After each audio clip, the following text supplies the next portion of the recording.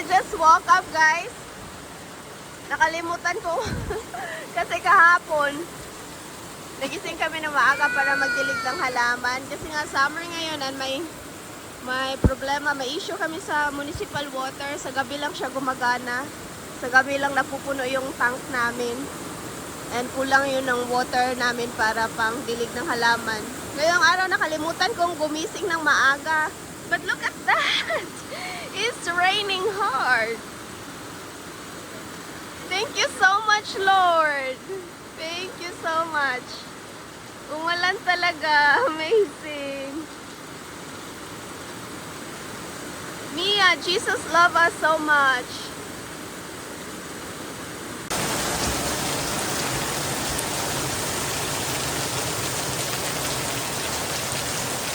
The plants are happy now. They're very, very happy.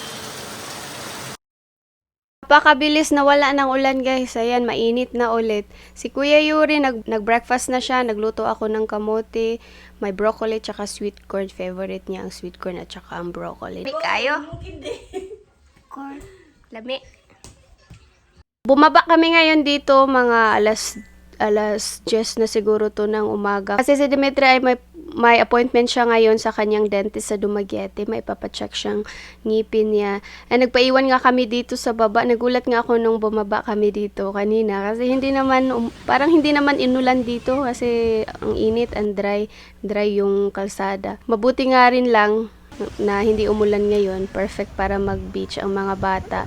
Naglaro-laro lang sila dito while hinihintay namin yung papa nila from Dumaguete and maliligo din kami. Nagdala din ako ng kape. Nag-enjoy naman ang mga bata dito sa paglalaro-laro. Medyo marami-rami ang tao dito ngayon kasi siguro dahil summer na. Dito kami ngayon sa Uzis Beach dito sa Marine Sanctuary sa Darwin. Isa sa mga kilalang beach dito sa Darwin Negros Oriental. Maganda nga rin dito kasi may sanctuary dito, may marine sanctuary. And maraming mga corals, mga isda. Minsan may mga sea turtles kami nakikita dito. Pero ngayon hindi ako magsusnorkeling kasi ako lang at ang mga bata. Pero dito talaga kami nagsusnorkeling, diving kami dito, scuba diving, free diving. Marami ding mga pumupuntang mga turista dito para mag-scuba diving. Kasi nga, ang Darwin Negros Oriental, kilala bilang isa sa pinakamagandang dive sites dito sa Pilipinas. So, diba, nandito kami nakatira sa isa sa pinakamagandang dive site sa Pilipinas. And again, can you give Mama a kiss? Give Mama a kiss. Ako lang kiss niyo mo. Mwah! Give Mama a kiss.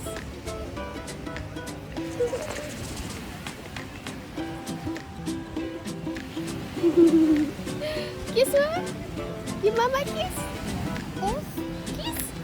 Mwah. Yeah. Kiss. Kiss. Kiss Mama. Give Mama a kiss. Titi. Papa is here. Dala siya ng Jollibee. Galing siya sa Dumaguete kasi pumunta siya sa kanyang dentist. And he brought Jollibee food. Okay, we will open Kuya Yuri's gift. What do you think is it? I don't know. Oh, let's open it.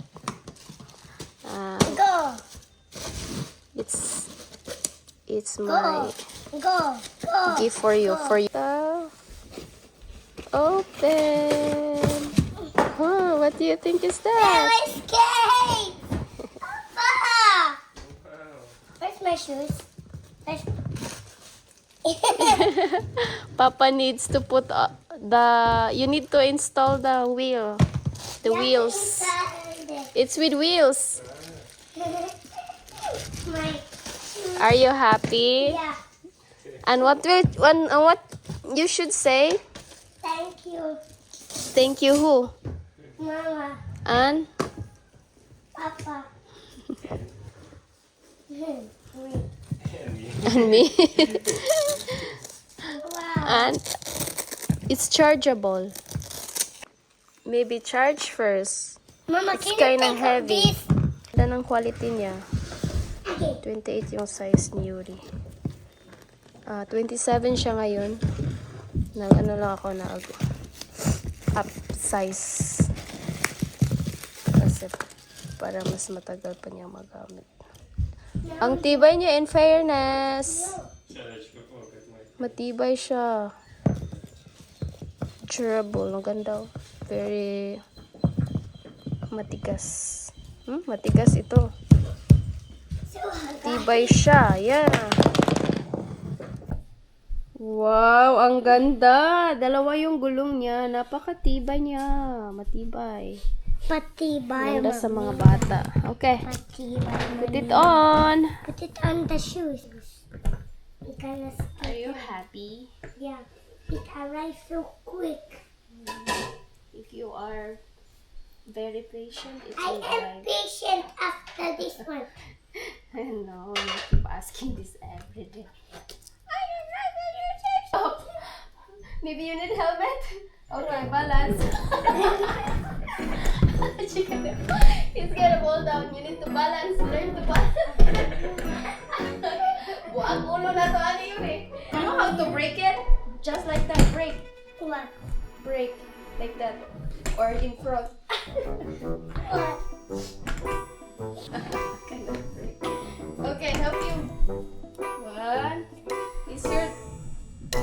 You have to glide. Glide. I don't have to glide. Okay, glide. Uy! Na. You're gonna break your head. Careful. No, you have to glide, Yuri. Glide. Only glide. Maybe use one for now. What? Just one wheel each. I don't know. Because you don't know how to use it yet. Fall down a few times anyway. To learn. Maybe he needs helmet. Where is his helmet? Kuya Yuri, sobrang tuwang-tuwa talaga siya at napaka-excited niya talaga sa kanyang roller shoes. In-order ko ito online, guys, sa Lazada. Mabibili din to sa Shopee. Tag ko yung link sa video na to. Baka may gusto kayong regaluhan, mga apo nyo or anak nyo. Napakaganda ng quality. Gustong-gusto nga at ito matutunan ni Kuya Yuri. Yan na ang bata. So, super excited siya na matuto nito sa kanyang bagong roller skates. Talagang hindi na siya tumigil sa araw na yan sa kaka-roller skate dito sa loob ng bahay at saka sa labas. And ayan, ang bilis nga ang matuto ni Kuya sa kinabukasan pumunta kami sa Robinsons. Excited siya, dinala niya talaga ang kanyang roller skate sa Robinson. Roller shoes sa Robinsons. And ang bilis niyang natuto, in fairness. Ang bilis matuto ni Kuya. And marunong na, at his age, marunong na rin siyang mag-bicycle, marunong na siyang mag-swimming. And ngayon, marunong na rin siyang mag-roller skates. Oh. Maybe you will become a skater, figure skater, representing Philippines or Russia. BMX. You should try BMX. Bike? Bike?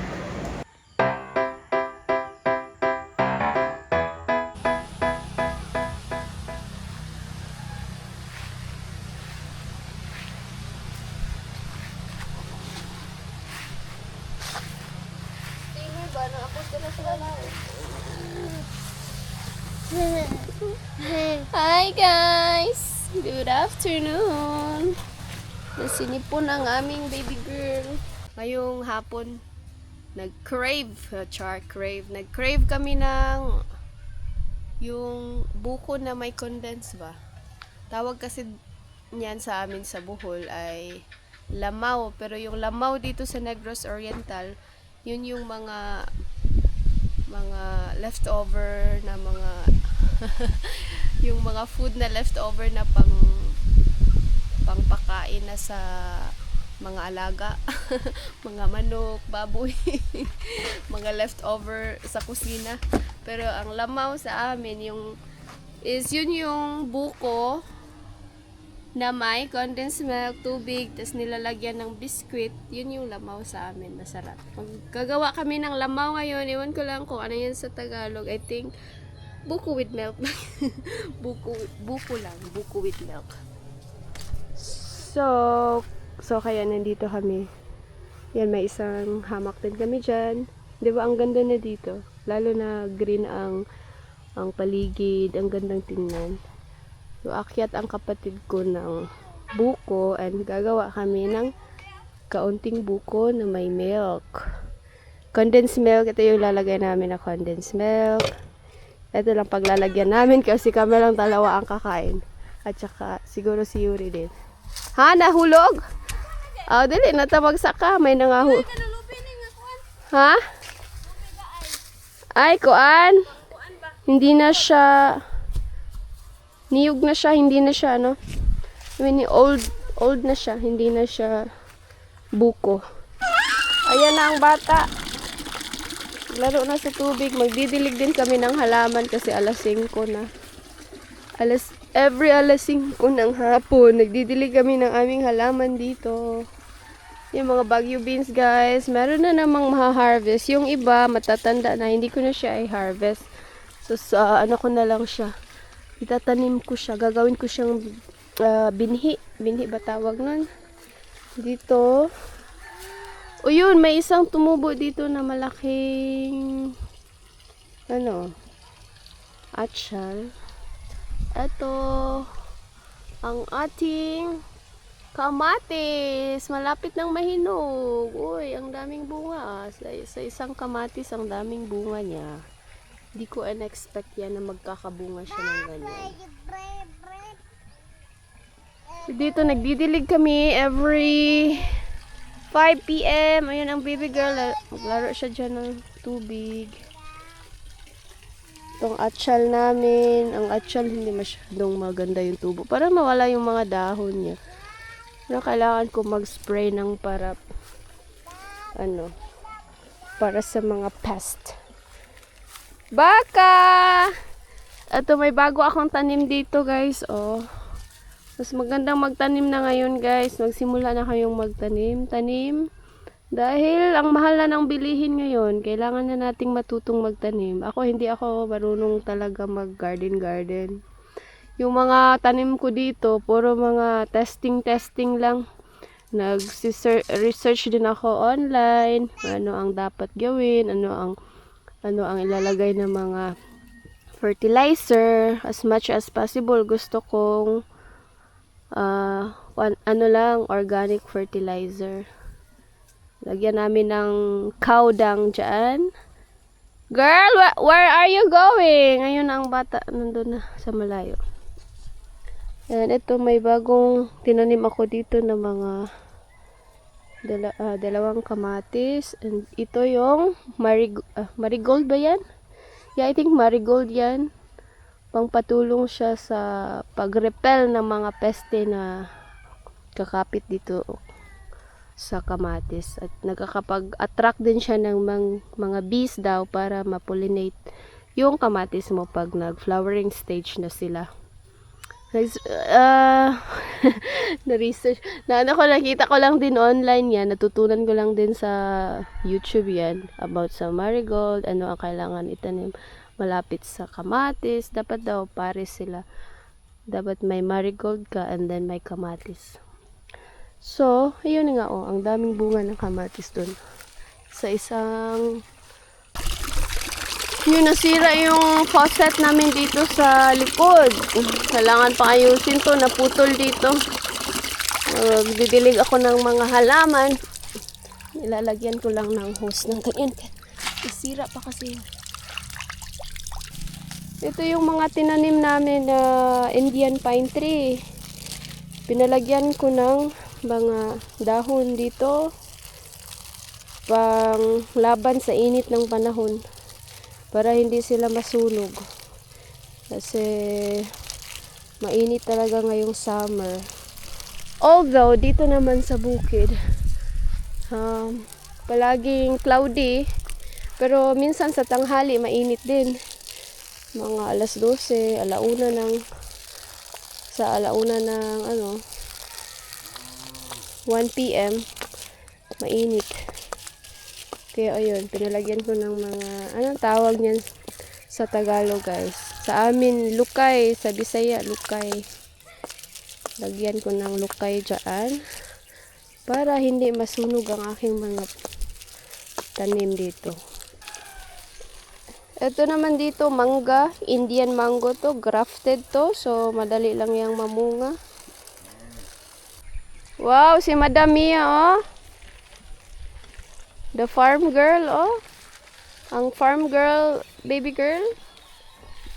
Yan ang service ni Mia dito. Cute. Cutie, cute. Yan, aakyat na ang kapatid ko ng buko. Meron kaming ladder dyan. Yung mga tanim ng mama ko dito na luya, may mga tumubo na, oh. Ayan, oh, luyang puti.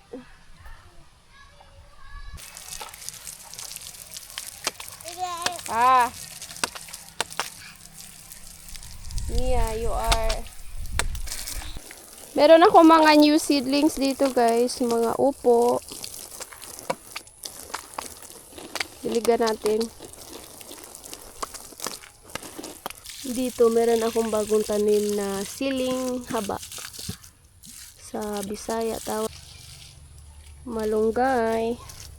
Diligan din natin ang malunggay para mag-survive sila this summer. Na mainit, sobrang init. Ang ating mga ito yung mga bagong tanim ko dito na talong. 6 to sila lahat. Kaka-transplant lang namin ito. Lalagyan ko to ng fertilizer kasi parang nag-yellow yung mga dahon. Although may tumubo naman na bagong dahon na, oh.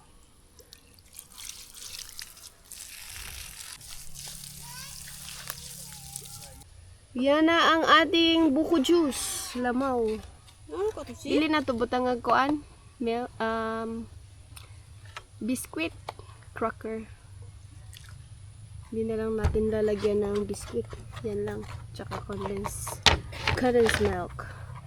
At tsaka ice. Yummy. Uy!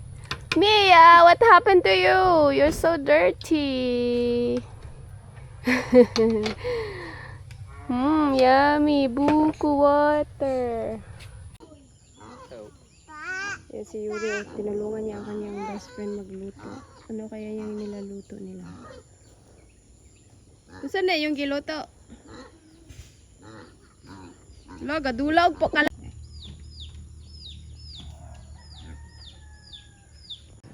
Wow! So high! Ayan, umakyat ako dito sa aming water tank. Ang ganda pala ng view dito. Oh, wow! Diba? So, kung meron kaming bahay na ganito kataas, 2 stories, itong view namin. Ang ganda.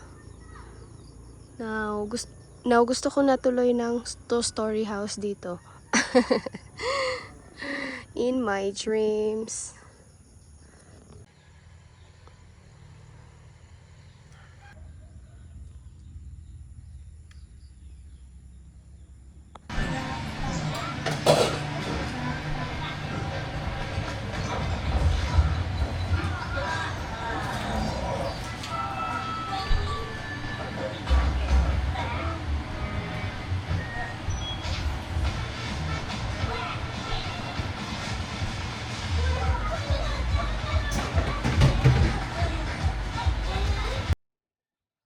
Hapon na at mag-prepare lang ako ng pang-dinner namin at malinis-linis dito sa loob ng bahay. Wala ngayon si Ate Abloy kasi rest day niya. Ang daming ang kalat dito ng mga bata. Ay naku, pag meron talagang maliliit na bata, parang lagi ka na lang naglilinis every other minute. Kasi ang bilis magkalat ng mga bata, lalo na mga toddler. Nako. Asahan talaga ang daming linisin. Ayan, mag-prepare lang ako ng dinner. Magluluto ako ng chicken for Dimitri and for us. 2 putahe yung lulutuin ko kasi Dimitri yung chicken breast na may paminta at saka asin lang. Yun lang talaga ang gusto niya na ilagay sa kanyang pagkain. Napakasimple. That's yummy. Ooh, wow, yummy. Oh yeah, it's hot. Oh, it smells so good because of the lemongrass. It's Vietnamese style chicken.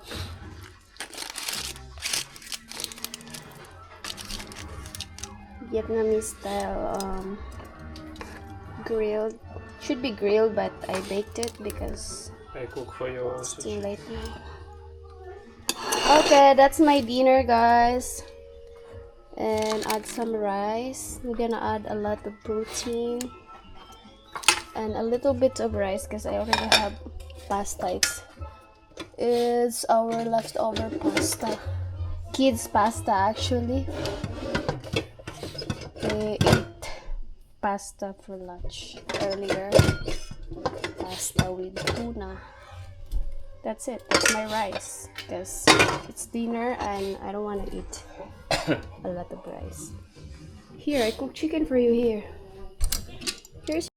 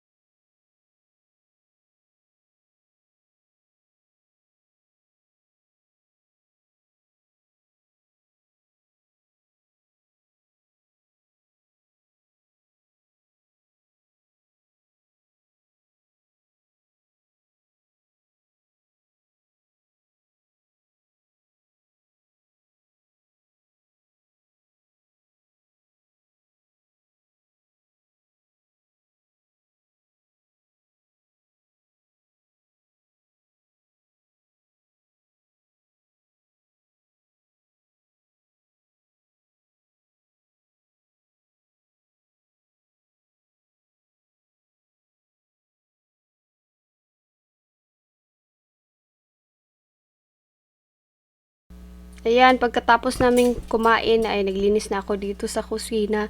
Mas gusto ko talaga nililinisan ang kusina before kami matulog sa gabi. Gusto ko na malinis pagkagising ko para mas peaceful yung umaga ko. Kasi pagising mo, ang daming kalat sa kusina, parang nakakawala ng gana. Nakakabagod na kakasimula pa lang ng araw pero napagod ka na. Kaya talaga gusto ko maglinis, gusto ko linisan yung kusina paggabi para pagagising ko maliwalas, magandang tingnan, napaka-peaceful and malinis, nakaka-good vibes. Pero minsan din pag tinatamad ako hindi ko malinisan lalo na pag sobrang pagod na ako sa araw ay iniiwan ko na lang minsan diyan yung hugasin talaga, hindi talaga maiiwasan na sometimes sobrang pagod na, hindi na kayang maglinis sa gabi. Pagka umaga ko na lang siya nililinisan. Pero mas prefer ko talaga na malinis yung kitchen paggabi. So, ayun lang guys. Maraming salamat po sa inyong lahat. Sa pag-subscribe, sa pagsubaybay, sa panunood sa aming mga vlogs. Maraming salamat po. Magkita-kita po tayo sa susunod. Paalam!